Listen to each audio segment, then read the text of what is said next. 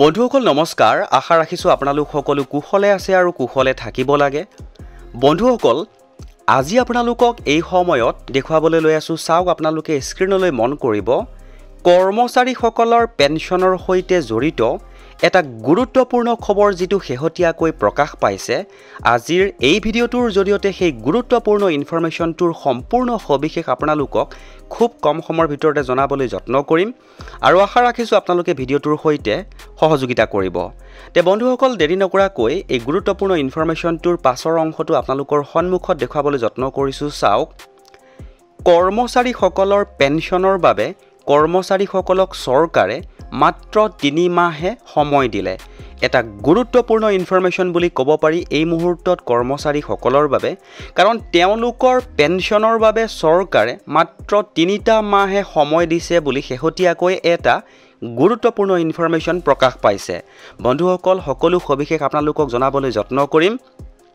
আৰু এইখিনিতে আপোনালোকক এটা সৰুকৈ অনুৰোধ কৰিছো যদি আগলৈকো আপোনালোকে এনেকুৱা কিছুমান গুৰুত্বপূৰ্ণ ইনফৰমেশন পলকতে পাই থকাটো বিচাৰে তেনেহলে চেনেলটো সাবস্ক্ৰাইব কৰি হাতত ৰাখিব বুলি আশা ৰাখিলো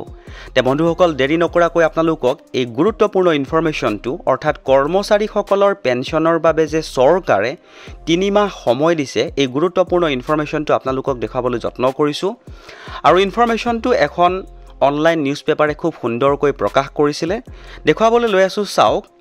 ফাইনালি বিভিন্ন পক্ষই কৰা আবেদনৰ প্ৰতি চৰকাৰে সঁহাৰি জনাই 3 মাহ সময় দিলে এটা গুৰুত্বপূৰ্ণ ইনফৰমেশন 90 ডেজ সময় দিছে বুলি শেহতীয়াকৈ প্ৰকাশ পাইছে জনাবলৈ লৈছো চাওক বিত্ত মন্ত্ৰণালয়ে ইউনিফাইড পেনশন স্কিম আৰু নেশনাল পেনশন সিস্টেমৰ মাজত নিৰ্বাচন কৰাৰ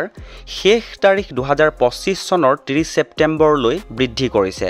পূৰ্বে এই শেষ তাৰিখ আছিল 2025 চনৰ 30 জুন এই সিদ্ধান্তটো গ্ৰহণ কৰা হৈছে বিভিন্ন পক্ষৰ পৰা আহৰণ কৰা আবেদনৰ প্ৰেক্ষাপটত যিয়ে অধিক সময় বিচাৰিছিল এই বিকল্প নিৰ্বাচন কৰিবলৈ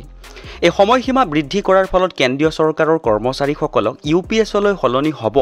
নে এনপিএছতে থাকিব এই সিদ্ধান্ত ল'বলৈ অতিৰিক্ত 3টা মাহ সময় দিয়া হৈছে আজি এই ঘোষণা এক চৰকাৰী সংবাদ বিজ্ঞপ্তিৰ জৰিয়তে স্পষ্ট কৰা হৈছে বন্ধুসকল এটা গুৰুত্বপূৰ্ণ ইনফৰমেশন পালো কাৰণ যিসকল কৰ্মচাৰীয়ে বৰ্তমান এনপিএছত আছে তেওঁলোকে এনপিএছৰ পৰা ইউপিএছলৈ যাবলৈ যেটো শেষ তাৰিখ আছিল শেষ তাৰিখটো তেওঁলোকে এক্সটেন্ড কৰি